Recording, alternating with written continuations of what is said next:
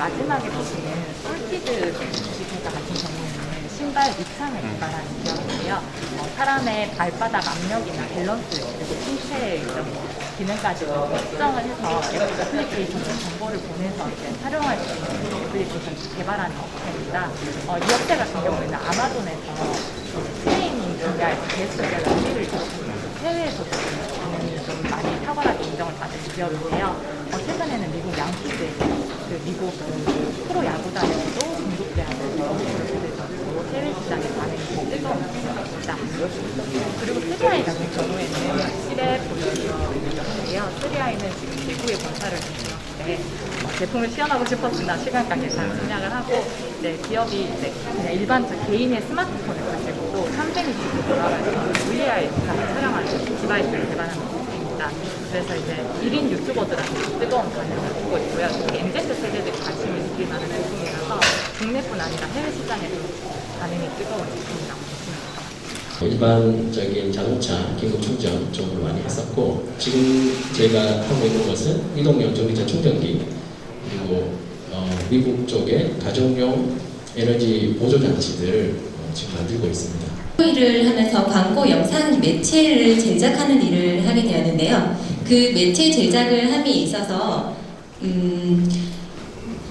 구축일을 맡게 되었습니다. 저희가 그 구축일을 함에 있어서 굉장히 불편한 사항이 있어서 IoT의 전기 제어 장치를 저희가 개발을 해야 되겠다는 필요성을 느끼게 되었습니다. 그래서 저희가 KBS 아트 비전과 함께 협업을 할 수밖에 없었던 꼭 필요한 상황이 있었는데요. 저희 스타트업이 하기에는 너무 어려운 진입 장벽이었습니다. 저희는 나라 장터에서는 과연 저희만의 힘으로는 입찰이 될 수 있는 상황이 절대 되지 않았습니다. 여성 기업으로 지정도 받았고 조달 등록도 받았지만 어떤 투자도 어떤 그 여성 기업의 투자의 가점도 없었습니다. 이런 부분에서 저희는 협업을 할 수밖에 없었고 결국에는 누군가의 손을 빌릴 수밖에 없었습니다. 그래서 그래도 저희는 손을 놓지 않고 그 부분을 손을 잡고 협업을 하여 계속 일을 해나갔고 매출을 계속해서 저희가 신설 법인이긴 하지만 21년도 매출을 5억을 계속 달성을 해나가고 있습니다. 대구가 청년 창업에 대한 관심도가 이유는 여러 가지 복합적이겠지만 타 시도에 비해서 좀 낮은 상황이에요. 수도권 대비는 아주 현저하게 낮다고 이제 볼 수가 있을 겁니다. 그래서 청년들 어떻게 창업 관심을 좀 갖고 창업 마당으로 좀 뛰어들게 할까 이런 것들이 이제 초점이 되겠고요. 그래서 여러 가지 사항들을 우리 대학과 협업을 한다든지 또는 유관기관과 협력해서 관심도 제고를 계속 높여가고 있는 사업들을 하고 있습니다. 조금씩 나아진다고 좀 보고 있고요.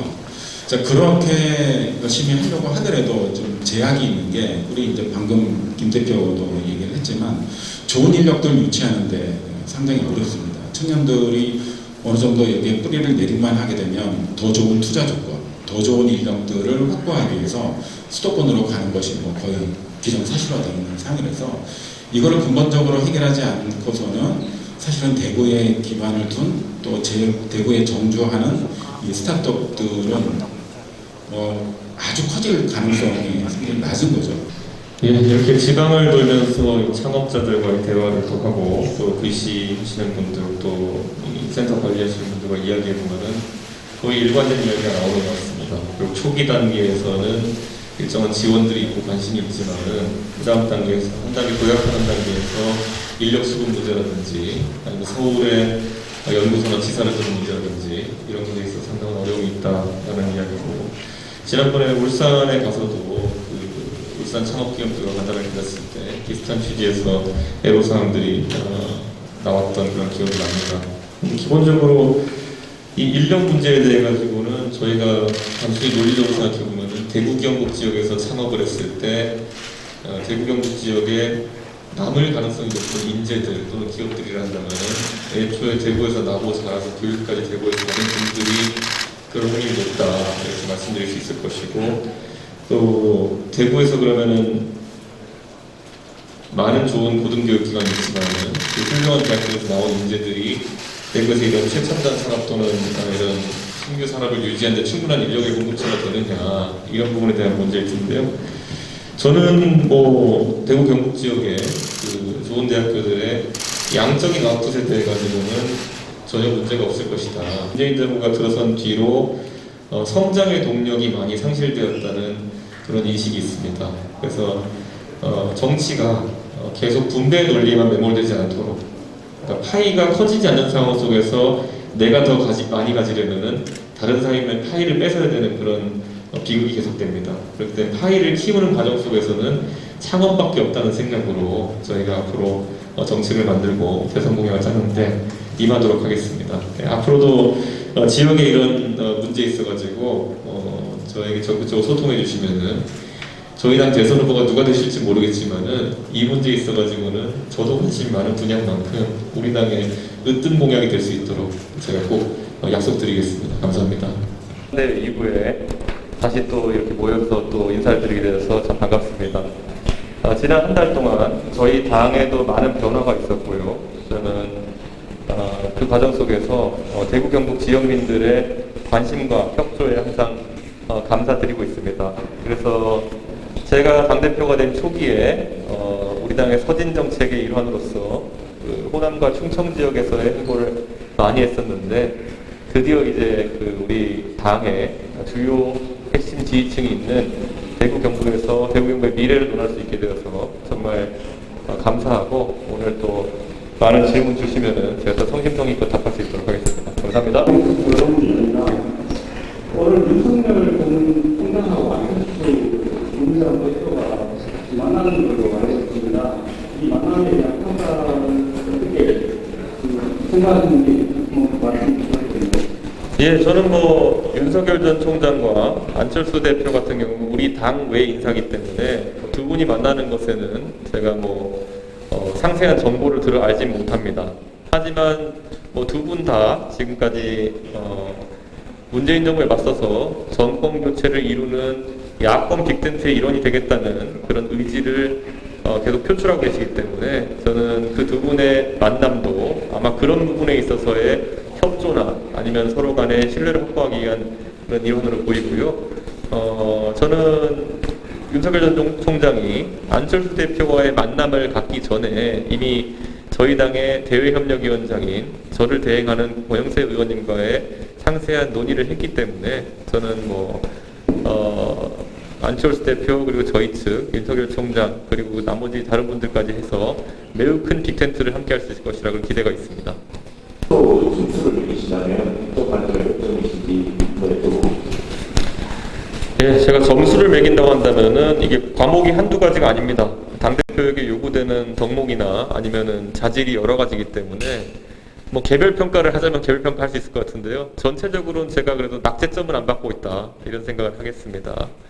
당 지지율이 어느 정도 안정된 수준에 도달했고 대선 주자들 같은 경우에도 제3지대론이나 이런 것에 휘둘리기보다는 우리 당에 대한 입당 의지를 계속 드러내 보이고 있습니다. 그렇다면 대선 플랫폼으로서의 우리 당은 준비가 되어가고 있다 이런 말씀을 드리겠고요.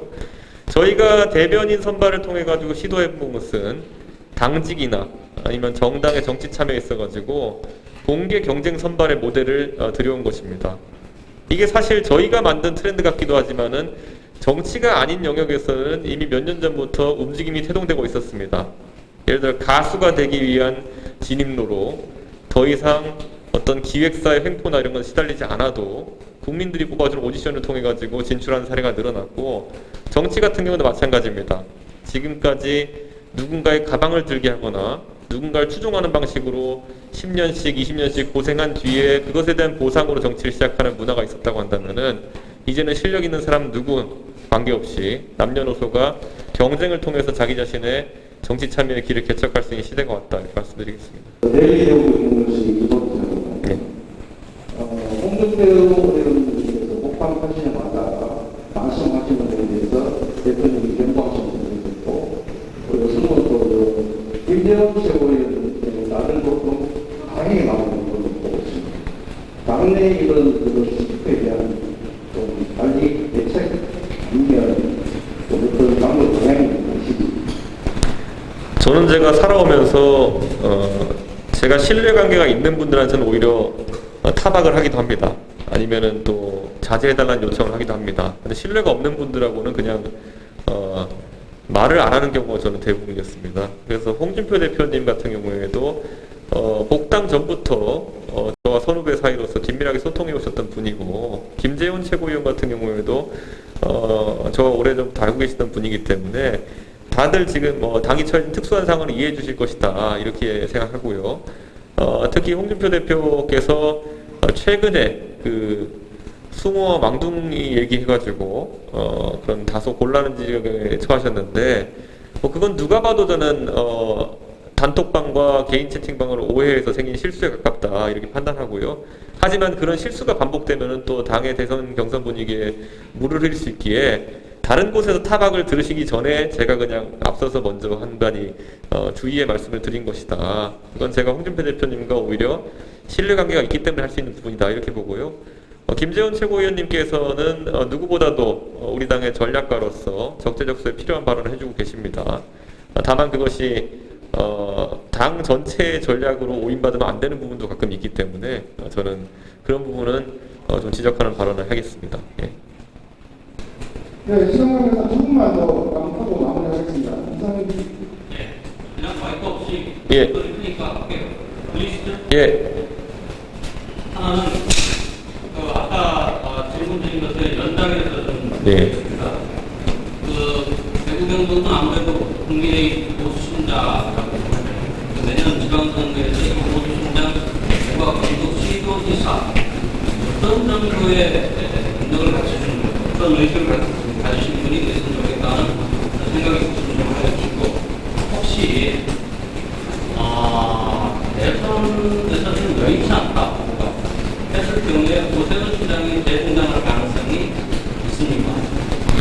네, 먼저 대구 경북 지역의 우리 광역자치단체장 지금 이철우 지사님과 권영지 시장님은 의정 활동도 풍부하고 또 우리 정치 활동 경험이 오래 되셨기 때문에 그분들도 훌륭한 자질을 갖추고 계시다 이렇게 판단하고요. 대구의 정책적 수요에 좀 대응하는 부분도 앞으로 고려해야 된다 이렇게 생각합니다. 특히 일자리 문제나 아니면 그런 어떤 젊은 세대의 고충이 많이 대두되고 있는 상황 속에서 대구 경북 지역에서도 우리의 당원의 가입세가 폭발적으로 이제 늘어나고 있기 때문에 저는 우리 당원의 새로운 주류가 될 그 젊은 세대가 바라는 그런 어떤 광역자치단체장이 가장 유리한 위치에 서지 않을까라는 그런 원론적이지만은 변해가는 조류에 맞는 그런 어떤 판단을 아마 해야 된다 이렇게 좀 보고 있습니다. 네. 오세훈 시장님은 우리 당의 가장 최선임 그 선출직 공직자입니다. 장관급이죠. 그렇기 때문에 국민들이 그분에 대해서 갖고 있는 기대가 크고 무엇보다도 10년 만에 되찾아온 서울시정에 대한 기대감이 큰 상황입니다. 그렇기 때문에 오세훈 시장께서는 본인이 밝히신 것처럼 대선 참여에 대한 의지보다는 시정을 완수해가지고 대선에 보탬이 되겠다라는 의중이 강한 것으로 제가 알고 있습니다. 그리고 대선 경선이라고 하는 것은 결국에는 저희가 버스가 출발하게 되면은 중간에 사람을 태우고 하는 것이 굉장히 논란이 될 소지가 있습니다. 애초에 불가능하다는 이렇게 보는데요. 오세훈 시장님께서 버스에 탑승하실 의지가 있는 듯한 발언을 하신 적이 없기 때문에 저는 오세훈 시장께서 대선에 지금 참가하실 일은 없다 이렇게 봅니다.